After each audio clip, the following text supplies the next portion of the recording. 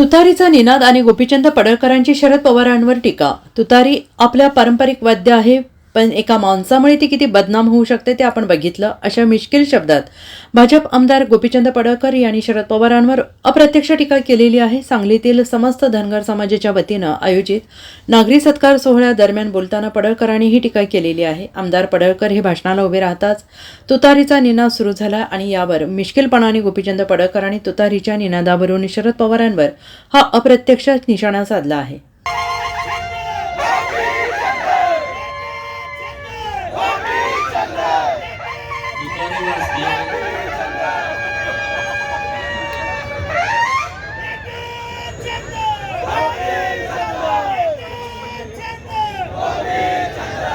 तुतारी आपलं पारंपरिक वाद्य आहे, एका माणसामुळे किती बदनाम होऊ शकते तुम्ही बघितलं. Bureau report, SBN Marathi, Sangli.